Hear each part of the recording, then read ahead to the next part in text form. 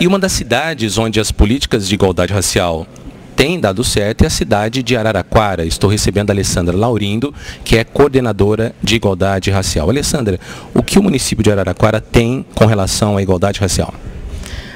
Olha, a gente tem a coordenadoria, né? Desde 2010 é a coordenadoria, antes era assessoria, e temos vários programas desenvolvidos justamente para a questão da igualdade racial. A gente trabalha com a questão da igualdade, não superioridade racial.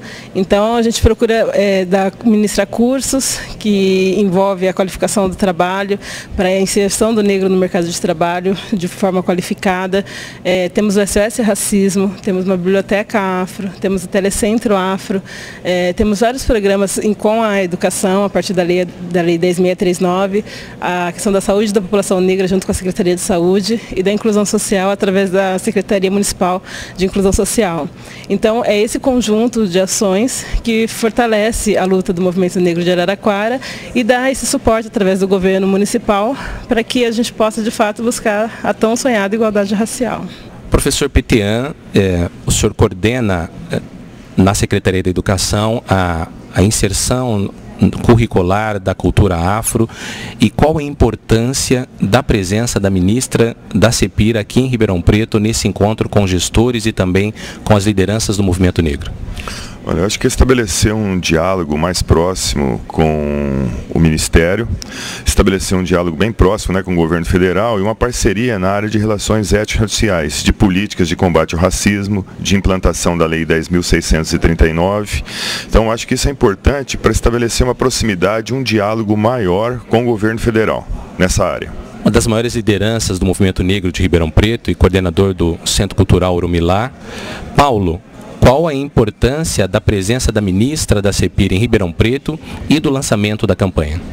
A ministra representa a maior autoridade na questão de relações raciais no país nesse momento. E principalmente a ministra Luísa, que é com todo um histórico de ativismo e de militância na questão racial. E Ribeirão Preto, no momento em um governo em que estamos sofrendo um grande retrocesso nessas questões, é importantíssimo, né? Principalmente no ano em que se denominou dos afrodescendentes. Ministra, inicialmente, seja bem-vinda a Ribeirão Preto, e eu gostaria que a senhora falasse sobre a campanha em si, sobre esse lançamento e a importância da campanha. Então, a igualdade racial é para valer, é uma campanha que nós concebemos na CEPIR no sentido de convocar todos os setores da sociedade, agentes sociais, agentes econômicos, para que contribuam nessa tarefa de promover a inclusão das pessoas negras. A ideia é que cada empresa, cada organização não governamental, governos municipais, governos estaduais, todos ainda podem fazer alguma coisa a mais para que nós possamos acabar com esse diferencial que existe ainda no Brasil entre brancos e negros quando se trata de educação, de saúde, trabalho, salário e em várias outras áreas da vida social. Algumas pessoas, principalmente numa cidade do interior como Ribeirão, ainda prega, não existe diferença, não tem essa necessidade. A senhora que tem viajado todo o Brasil e conhece bem essa realidade, ainda existe discriminação, ainda existe preconceito e ainda é necessário a implementação de políticas públicas nesse sentido, certo? Sem dúvida alguma. E a existência de um ministério como a CEPIR, com esse objetivo de promover a igualdade racial, eu acho que é o próprio reconhecimento do Estado brasileiro de que ainda é preciso fazer muito para que o racismo não exista mais na nossa sociedade e, principalmente, que as pessoas negras deixem de ser prejudicadas por conta de uma série de imagens negativas que muitas vezes estão associadas à cor da pele. A nossa história no Brasil, eu acho que prova completamente ao contrário. A população negra sempre contribuiu para a construção dessa sociedade e está sendo, nesse momento agora, chamada a contribuir ainda mais nesse processo de desenvolvimento mais recente que nós temos assistido em nosso país. Na educação, nós temos avanço com as cotas e também com a inserção das matérias no currículo. Na saúde nós temos alguns programas específicos, mas no mundo do trabalho parece que o desafio maior, não só do movimento negro, mas da CEPIR, seria da igualdade ou de políticas e ações concretas no mundo do trabalho. Eu gostaria que a senhora abordasse esse tema.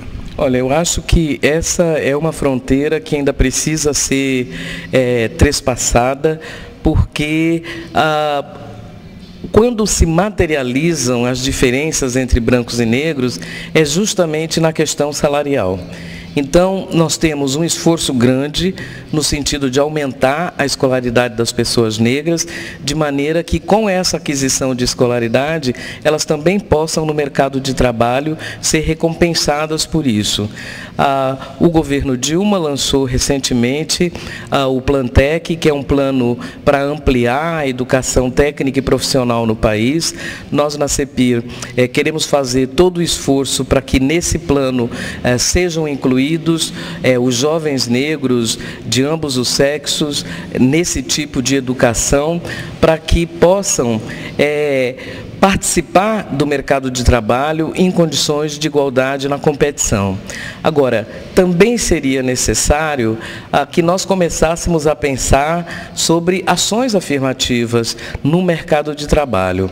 E, em relação a isso, numa conversa no início dessa semana com o governador do Rio de Janeiro, ele, inclusive, se colocou para ser um pioneiro nessa ideia de estabelecer cotas dentro dos concursos públicos do governo do Estado. Ribeirão Preto tem um movimento social forte, movimento negro atuante. Infelizmente, as políticas públicas não acompanham esse mesmo dinamismo. Pelo contrário, nos últimos anos sentimos um retrocesso. Em que a CEPIR pode colaborar nesse sentido? Olha, a nossa contribuição é muito no sentido de, em conversando com os dirigentes municipais, dirigentes estaduais, demonstrar a necessidade de melhorar o alcance das políticas públicas, criando esse olhar em relação às necessidades da população negra. Eu acho que quando os governos municipais e estaduais adotam esse tipo de perspectiva, olhando para a população como sendo uma população que não é igual em todos os sentidos, de que é preciso olhar para determinados grupos, como os negros, por exemplo, e pensar em relação a esses grupos algum tipo de ação que contribua para tirar esse segmento desse lugar que é o lugar da subordinação, que é o lugar do não atendimento de determinadas necessidades que são específicas, e bem emblemático disso é o caso da saúde. Nós precisamos ter políticas públicas que levem em conta o fato de termos doenças que são doenças prevalentes na população negra. O 20 de novembro já é uma realidade em várias cidades. Existe um esforço no Congresso para que se torne um feriado nacional e, na contramão disso, alguns municípios, parte do empresariado, tenta lutar contra esse feriado, e isso tem acontecido inclusive em Ribeirão Preto. Qual a importância da manutenção do 20 de novembro? Qual a importância dessa data para toda a comunidade negra e para o próprio país, inclusive para os não negros? Olha, eu acho que a importância maior é para o país como um todo, porque nós não podemos apagar simplesmente da história do Brasil a contribuição que os negros deram e têm dado para que a sociedade se constitua tal como nós a conhecemos hoje. Então, a inclusão do 20 de novembro no calendário de datas históricas importantes significa isso, significa reconhecer que a parcela negra da população brasileira construiu o país e a sua pujança do ponto de vista econômico, mas ao mesmo tempo teve uma participação fundamental na história política do Brasil, sempre trazendo para essa contribuição algo que eu considero fundamental, que são valores hoje essenciais para a ideia de democracia. Por quê?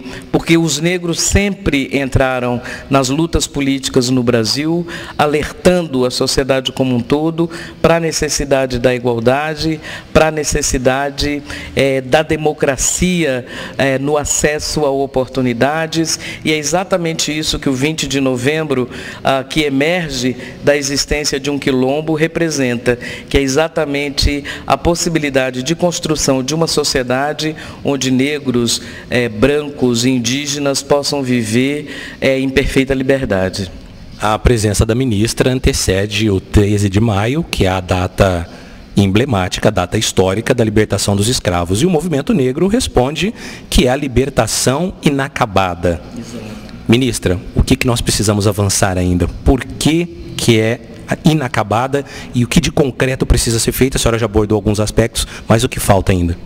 Olha, eu respondo essa pergunta dando um exemplo histórico que eu considero muito importante. A Lei Áurea, que é considerada uma das leis mais curtas do Brasil, ela é assinada pela princesa Isabel e pela figura que na época ocupava o cargo equivalente ao de um ministro da Agricultura, desculpa. Então, isso tem a ver com o quê? Havia uma intenção inicial em se pensar a Lei Áurea na questão de distribuição de terras para as pessoas negras, e que na luta política isso foi completamente derrubado. Então ela é inacabada por isso, né? Porque aboliu a escravidão e não pensou em nenhuma medida compensatória para toda uma população que serviu às elites brasileiras durante quase 4 séculos, né? Então eu acho que é exatamente nesse sentido o trabalho que o Estado brasileiro hoje assume em relação à população negra do país, que é exatamente no sentido de fazer com que o Estado seja o responsável primário por uma inserção digna das pessoas negras nas estruturas de poder e de riqueza da sociedade. Aos negros, aos afrodescendentes, aqueles que estão no movimento, uma palavra da ministra, uma palavra de força, de encorajamento. E para aqueles que ainda não acreditam que exista discriminação, para aqueles que fazem vista grossa ou não querem assumir que também praticam racismo, também praticam discriminação, que mensagem que a senhora deixa? Aos que não acreditam que existe racismo, na verdade, eu peço que nos deixem trabalhar. Se não acredita que existe, não tem problema, fique na sua. A questão é que a maioria da sociedade já percebe isso e a gente precisa fazer muitas coisas para que, como eu falei, a inclusão seja uma possibilidade para todos os grupos raciais. Ao movimento negro, o que eu digo é o seguinte: parabéns. Parabéns pelo trabalho que vem sendo realizado ao longo desses últimos 30 anos, principalmente.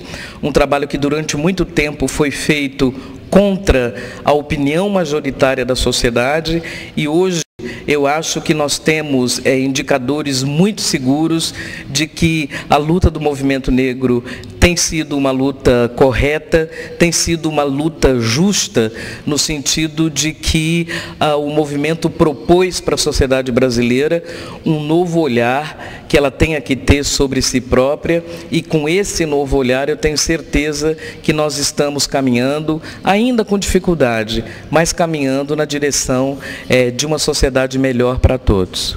Nós agradecemos a ministra pela sua presença na nossa cidade, no nosso programa, e principalmente pela iniciativa de ir às bases. É muito importante a presença, quando os ministros saem de Brasília, vão até as comunidades, vão até as bases, entendem os problemas, e eu acredito que a implementação das políticas nacionais acaba sendo melhor. Eu acho, sem dúvida alguma, não é possível nós trabalharmos a partir do governo federal sem uma consciência muito profunda daquilo que é a vida e o cotidiano das pessoas. Eu acho que esse conhecimento ele é fundamental para tornar a nossa atuação mais efetiva na vida de todo mundo. É o Página Aberta tratando mais uma vez de igualdade racial, de preconceito, de discriminação e de políticas públicas para a cidade de Ribeirão Preto. Segue, Fabiano.